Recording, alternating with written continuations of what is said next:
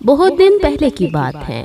ایک چھوٹا مینڈک اپنے باپ کے ساتھ اس تالاب کے کنارے بیٹھا تھا جس میں ان کا پورا قبیلہ رہتا تھا۔ تالاب گھنے درختوں سے گھرا ہوا تھا، اسی لیے اس کا پانی بالکل ٹھنڈا تھا۔ مینڈکوں کا پورا قبیلہ یہاں بہت آرام و سکون سے اور ہنسی خوشی رہتا تھا۔ تو یہ دونوں مینڈک باپ بیٹے اطمینان سے تالاب کے کنارے چٹان پر بیٹھے اڑتے پرندوں اور تتلیوں کو دیکھ رہے تھے۔ ان کا وقت بہت دلچسپ گزر رہا تھا۔ اتنے میں چھوٹا مینڈک بول پڑا، ابا میں نے ایک بہت بڑی اور ڈراؤنی مخلوق دیکھی ہے، بالکل پہاڑ کی پہاڑ، جس کے سر پر بڑے بڑے سینگ ہیں اور اس کی بہت لمبی اور موٹی دم بھی ہے۔ اس کے تو بڑے بڑے کھر بھی ہیں جو دو دو حصوں میں ہیں۔ چپ ہو جاؤ بیٹا، چپ ہو جاؤ، باپ نے کہا۔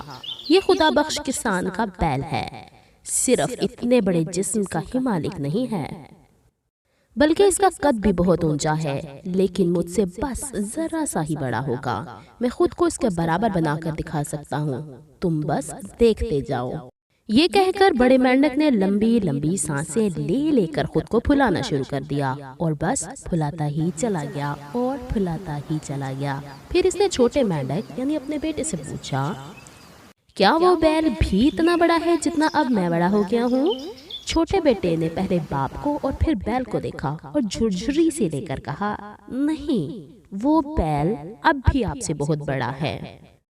اس پر بڑے مینڈک نے خود کو دوبارہ پھلانا شروع کر دیا اور پھلاتا ہی چلا گیا۔ پھر اس نے دوبارہ چھوٹے مینڈک سے یہی سوال کیا۔ چھوٹے مینڈک نے یہی جواب دیا کہ بیل اب بھی آپ سے بہت بڑا ہے۔ بھلا مینڈک کا ایک بھاری بھرکم بیل سے مقابلہ بھی کیا ہو سکتا تھا؟